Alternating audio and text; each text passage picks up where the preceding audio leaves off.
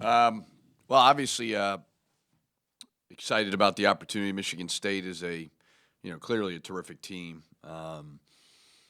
You know, tough as always, physical, well coached, talented. Cassius Winston's one of the best players to ever play in the Big Ten, and just over and over and over again makes huge plays. So excited about the win versus Ohio State. To sweep them, a team like that. Although they're not playing great right now, you look at their body of work, they're still one of the best teams in the country. And excited about Willie Burton. He's going to speak to our team after this. And, I'm sure he'll have a great message. Obviously, played with such passion and energy when he was here, just looking at all the highlights and everything. So, well-deserved for him and happy to be a small part of it. Obviously, defensive rebounding in general against Michigan State and Rutgers were issues better last game. Much better, yeah. Much better second half at Ohio State. Still need to get better offensive rebounding. Only had 4 offensive rebounds.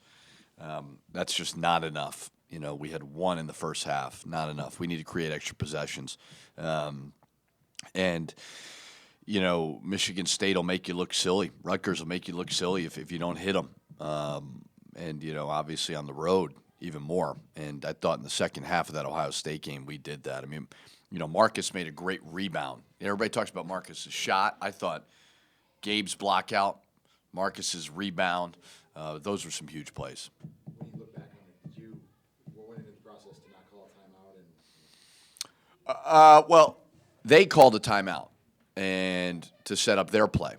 And, I basically discussed what we were going to do, so that it wasn't really necessary. Now, if they had scored, I was going to call a timeout, maybe put Alihan in, but I just didn't think it was necessary. It was one of those rare moments where it worked. The second half versus Michigan State, Cassius went off. I mean, he's Cassius, but what do you think you did first half that maybe worked? Well, Marcus got in foul trouble. I mean, we were playing pretty well. I just watched the game again this morning, and we were right there. And then just Marcus inexplicably had a third and fourth foul that he just cannot do, and it changed the whole game. And then all of a sudden now he got some confidence. So we were doing a good job on him. But it's like Coach Izzo said to me after the game, well, we wouldn't be the same if Cassius was on the bench, and we need Marcus out there. Where was it? I know he was playing really close on him defensively. Were there mistakes there that you think fouling that he can avoid, and then? I think there were fouls, and it's just being a little bit smarter. When you look at Marcus and the maturation of him just playing on the road, I know that that was a big step for him that he took at Ohio State. What do you make of that? Just obviously, there were some road games where he struggled, but everyone kept believing in him, and obviously delivered. So. Yeah, I mean, he's a very, very tough kid, a very confident kid. Everybody's going to have tough games, and the beauty of Marcus is, like, at Purdue, he was first one out on the court, confident, doesn't get down on himself. And I think that maybe one of his best leadership qualities. He never stops leading, holds guys accountable. For a sophomore to do that, it's pretty rare. And then I think just confidence-wise, I think he understands that I have full faith in him, and I'm going to give him the ball down the stretch and want him to go make plays. Your team has some real toughness to it. Did you see that early on from this group? Well, I think Marcus was the one that, it sounds silly, but when you're looking at the point guard, you know what I mean? Because you're in the back defensively. He can kind of ignite and inspire guys. And then obviously on the other side, he's got the ball in his hands and he's confident. And, we certainly are putting 2 guys in a situation offensively who are 2 of our better players, in Marcus and Daniel. But I think that they rally around Marcus. I think they rally around the quiet confidence of Gabe, the quiet confidence of Peyton. And, you come off the bench with a guy with a motor like Jarvis, and I think everybody else follows suit.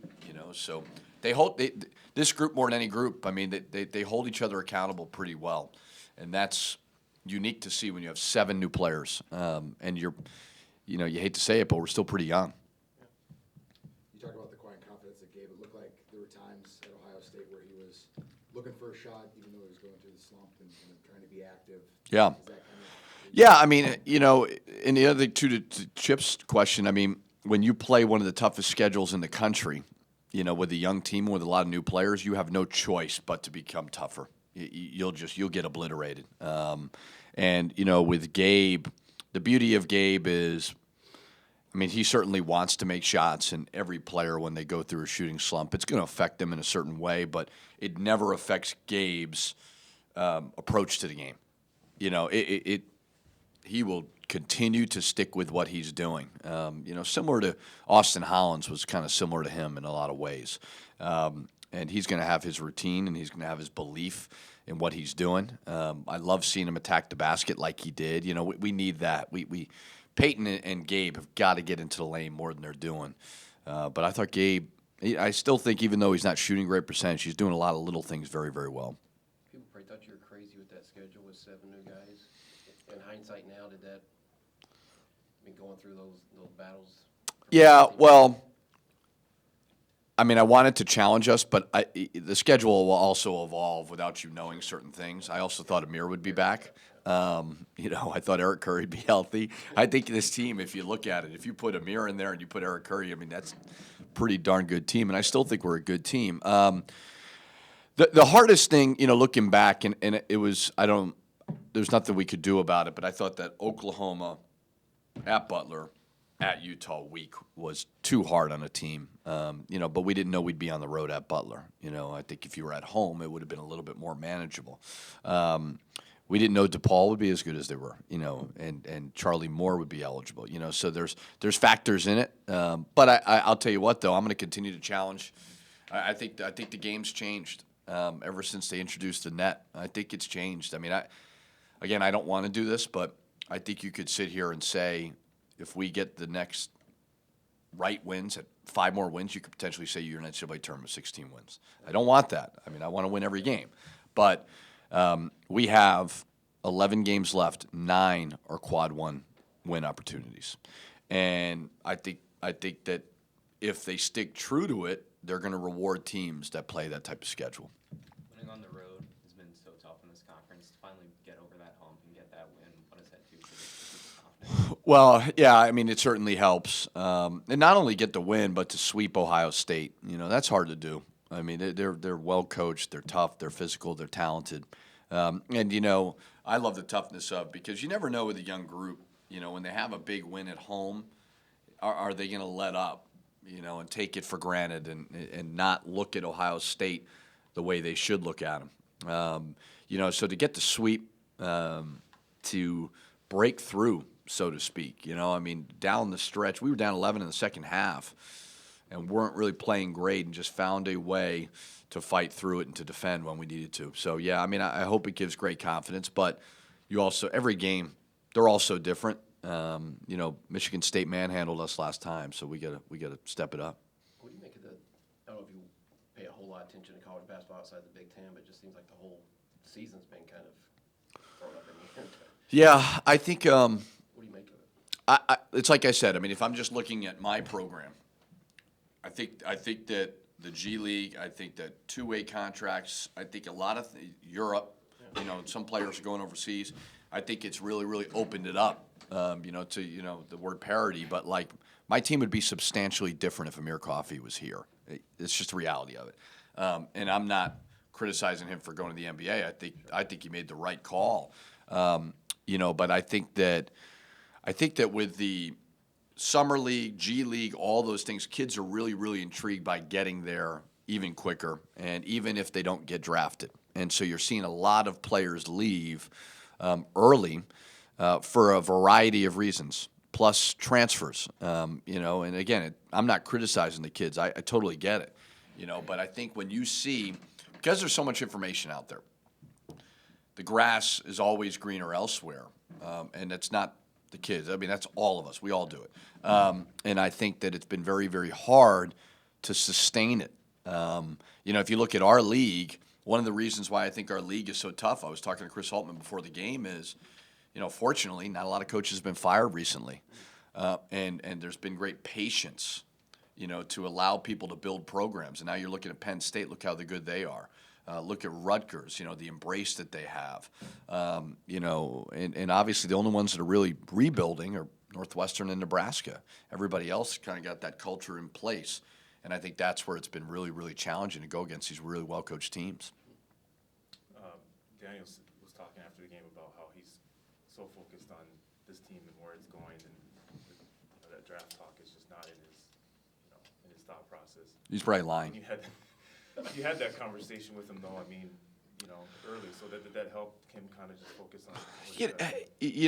Like to me, he's not a bad kid to be thinking about it. I mean, it's right there in his face. And with Twitter and social media, you don't think he's reading his mentions, whether it's Twitter, Instagram, et cetera. You don't think he's looking at NBADraft.net. He's lying if he is, and that's okay. Dwelling on it, yeah. Yeah, I'm sure he is. But what I try to get him to understand is this, okay? For one thing, the draft is not in January. The race is not even close to over. You may be in first place right now, but you still got 300 yards to go. The one thing I try to tell him is, okay, if you're projected this, let's keep pushing you forward. Okay, if you're projected 20, what can we do to help you get to 10? And if you do that, see, to me, it's all about relevance. His numbers are great. People know who he is. That's important.